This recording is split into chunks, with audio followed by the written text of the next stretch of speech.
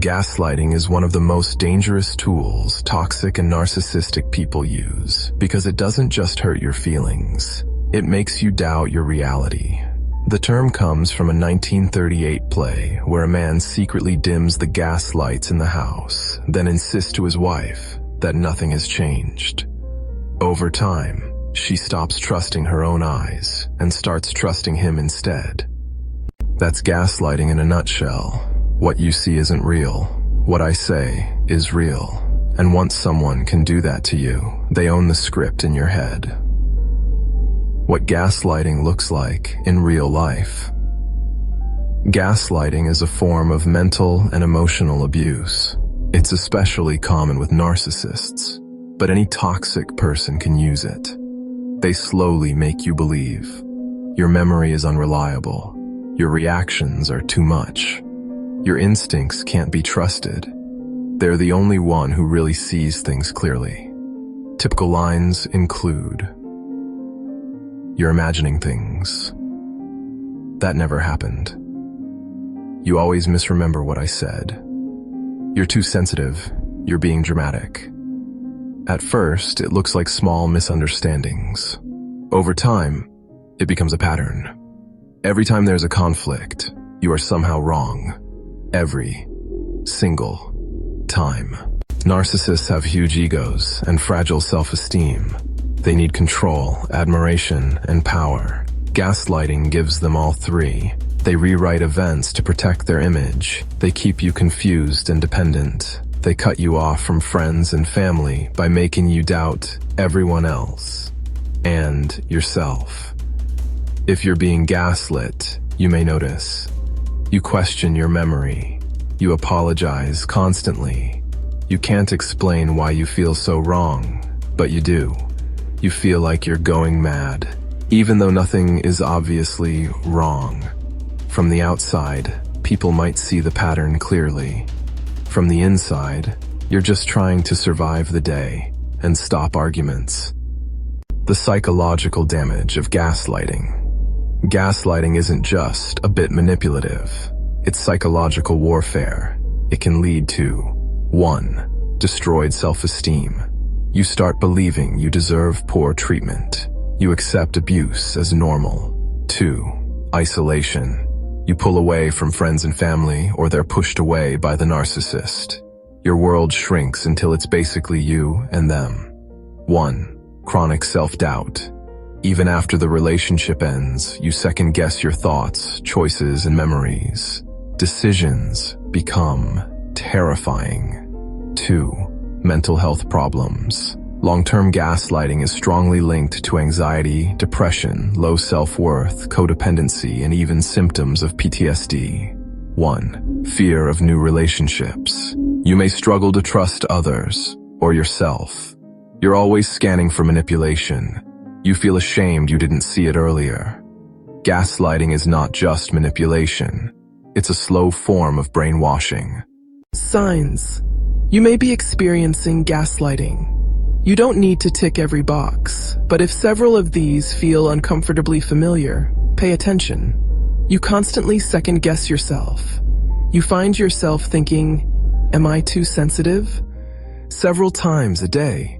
You feel confused or stupid at work or at home, even when you're competent. You say sorry all the time to your partner, parent, boss, or friend. You wonder if you're good enough for your partner, job, family. You can't explain why you're unhappy. On paper, your life looks fine. You buy things or make choices based on what they would want, not what you actually like. You regularly make excuses for their behavior to others. You hide or soften the truth when talking about them, so you don't have to explain.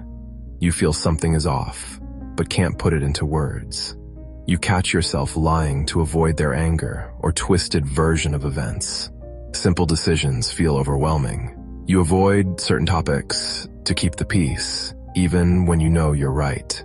You mentally rehearse everything before they come home, checking what might upset them.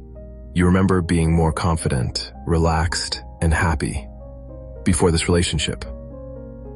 Your children, or people close to you, try to protect you from this person. You feel hopeless, drained, or emotionally flat most of the time. If this sounds like you, you're not crazy. You're responding like a normal human being to a very abnormal situation. How to stop being controlled by a gaslighter. You can't control their behavior, but you can control your response and reclaim your mind. Let's talk about practical steps. 1. Get crystal clear on what's happening. You cannot fight fog. You have to name it. Write down specific examples of what they said, what actually happened, how it made you feel. You're building a reality log, something you can return to when they tell you that never happened, or you're imagining it. Seeing patterns on paper breaks the spell. 1. Ground yourself back in you. Gaslighting disconnects you from your inner compass. You need to rebuild that connection. Spend time alone, quietly. Do grounding exercises, slow breathing, walks, journaling. Ask yourself simple questions. What did I see? What did I hear? How did it make me feel? The goal is simple. Learn to trust your senses again. 1. Decide if this relationship deserves you. This is blunt, but necessary. If someone is consistently making you feel small, crazy, stupid, or worthless, you must ask, do I actually want this person in my life? Yes, they may have moments of kindness or tenderness. That's often what keeps victims hooked. But occasional affection does not cancel consistent psychological abuse. You have 3 basic options. Create distance, physically, emotionally, or both. Set hard boundaries are key. I will leave the room, call, house when you start doing X. End the relationship entirely. In many cases, this is the only real path to healing. You don't owe anyone your sanity. 1. Reach out to someone you trust. Gaslighting thrives in silence and isolation. Tell someone you trust. I'm what's been happening, how it makes you feel that you're starting to think it's gaslighting. This could be a friend, a family member, or a professional. The point is, let someone outside the gaslighter's influence confirm that you're not losing your mind. You're going to need support to heal the damage to your self-worth and core beliefs. 1. Take a stand, even if it's quietly at first. At some point, you'll need to stop playing the role they've written for you. That might sound like, I know what I saw. I remember what you said. You're allowed your version. I'm allowed mine. I'm not debating this. Or silently walking away instead of defending yourself again. The point isn't to convince them. The point is to show yourself that you're no longer surrendering your reality. Healthy boundaries, your protective shield. With gaslighters, boundaries aren't nice to have. They're survival. Examples of boundaries. If you call me crazy or lie about what I've said, I will end the conversation. I'm not discussing this again. My answer is final. You don't get to decide what I remember or how I feel. You're not trying to change them. You're drawing a line around you. We're recovering from gaslighting. Healing from gaslighting takes time, but it is absolutely possible. Here's what helps. Validation hearing. You're not crazy. That really was wrong is incredibly powerful. Therapy. A good therapist can help you. Rebuild your self-esteem. Process anxiety, depression, or trauma. Learn to trust your judgment again. Break patterns of codependency. Rebuilding trust in yourself. Start small. Make tiny decisions and back yourself. Notice when your instincts are right. Celebrate small acts of self-respect. Redefining vulnerability. You don't have to shut down forever. You learn to open up to people who earn your trust, not demand it by default.